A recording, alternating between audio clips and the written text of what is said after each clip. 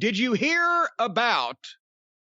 I say, did you hear about? That sounded good there. I'm in good voice today. Did you hear about the big debut, Brian? The new promotion that's going to take over the world.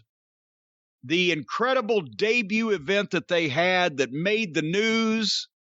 It actually did make the news. Did you hear about this? This huge new promotion that's going to take the world by storm?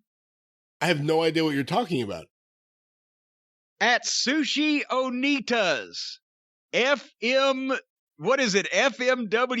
Frontier Martial Arts Wrestling Explosion, his new Exploding Ring promotion made its debut. You didn't hear about this? You didn't read about this? I heard nothing about this. Okay, well, for the folks at home, we will recap. Since the Booker of the Year, Tony Khan, and the Balding Plumber and Twinkle Toes decided to have the Exploding Ring match, which, of course, Onita was known for in the 90s when he did the stadium shows and Funk and Foley and all the whole merry band of characters that he had at that time.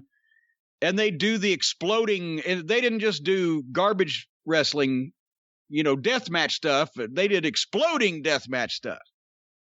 So, of course, Onita, who I think you will acquiesce to this, concur with this, that Onita is probably one of the more egotistical sumbitches in the world because he has been about getting, and done a very good job of it, getting himself over for the last 30 years. But I mean, remember when he would go to any length. He almost killed himself a number of times to make news or to get over or to be back in the limelight. Remember when he jumped off the bridge into the river in front of all the fans that had just seen him do his big death match barbed wire thing, and he was cut up and bleeding so much he jumped in the polluted river and got blood infections and hospitalized and almost killed him?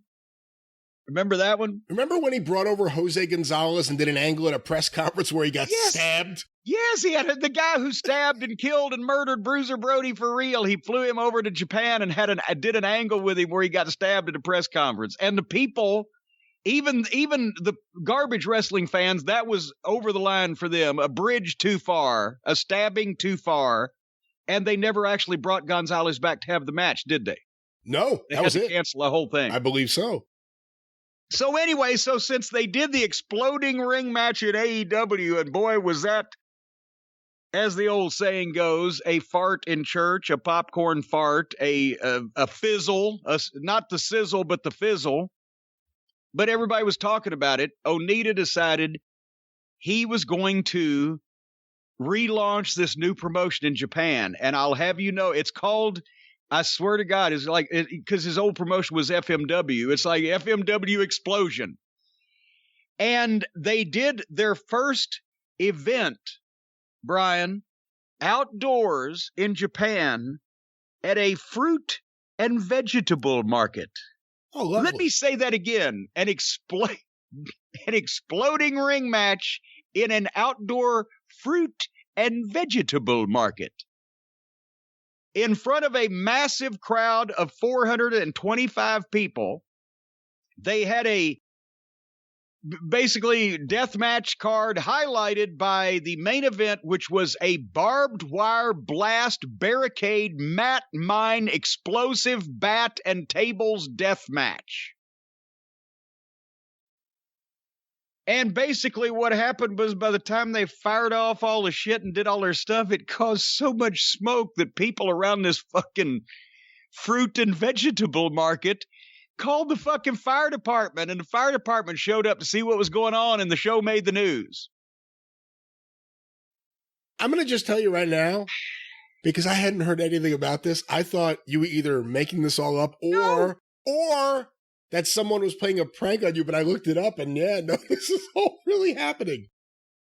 These guys are so fucking, and I mean, Onita's, he makes, probably has made, I don't know what he's been doing lately, but he made a lot of fucking money doing this shit. But the rest of these fucking guys, how much money can you make in front of 425 people at a fruit and vegetable market? to blow yourself up, wrap yourself up in barbed wire, throw yourself through fucking tables and hey, one thing you can always say is they do the explosions right over there. They don't have pesky things like safety codes and health issues and liability to be sued when you blow up members of the general public and all that stuff. So they really, remember, they incinerated the Sheik. Onita gave the Sheik hospitalized with third-degree burns in 1995. They've set several people on fire back then. So they don't go with these little pussy explosions, those sparklers like AEW did. No, they just really set people on fire and blow them up. And in front of 425 people at a fruit and vegetable market.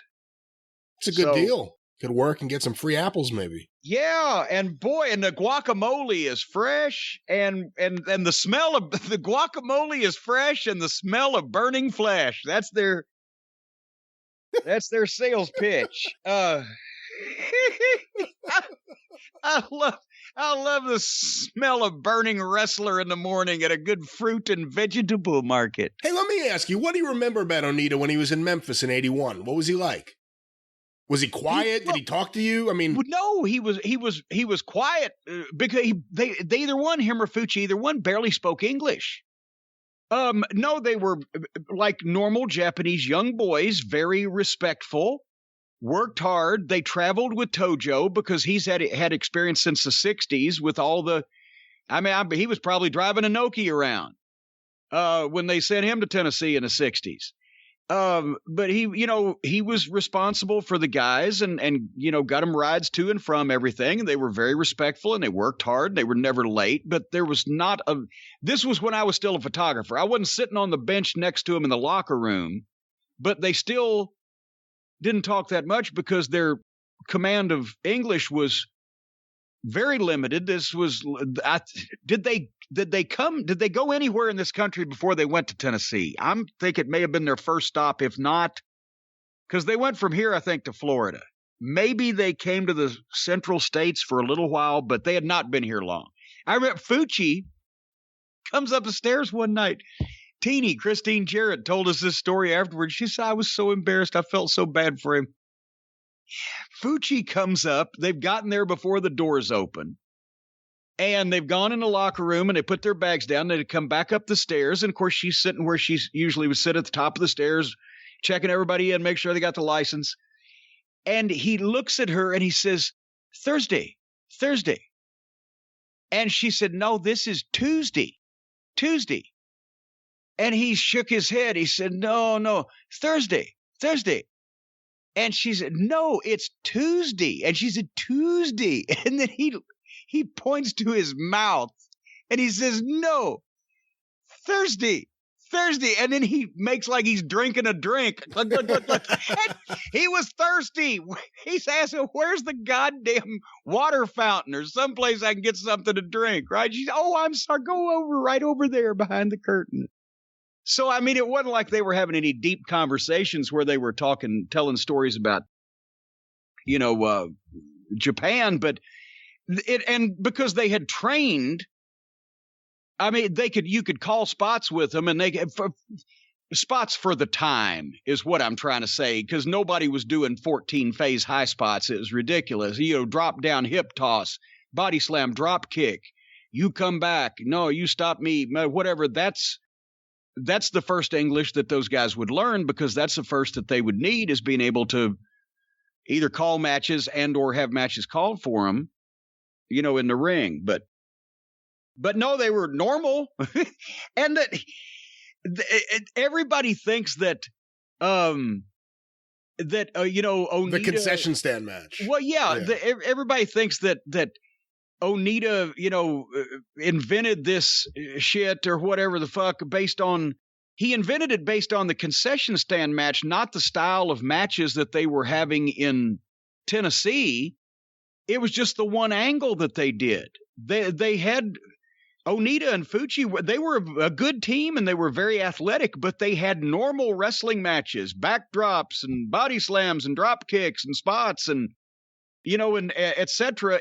They did that angle with Eddie Gilbert and Ricky Morton in Tupelo to try to juice up their rivalry. And of course, as we mentioned, diminishing returns, because that was actually the third Tupelo concession stand brawl. The first one tripled the business in the territory. The second one, with Wayne Ferris, Larry Latham, and Ricky and Robert Gibson, heated up their program underneath, but it wasn't a main event deal. And then the third one with Fucci and Onita and Gilbert and Morton was the bloodiest and wildest and best, really most realistic looking probably brawl, because they really beat the shit out of each other, but it drew absolutely no money because it was two underneath tag teams and people had seen it.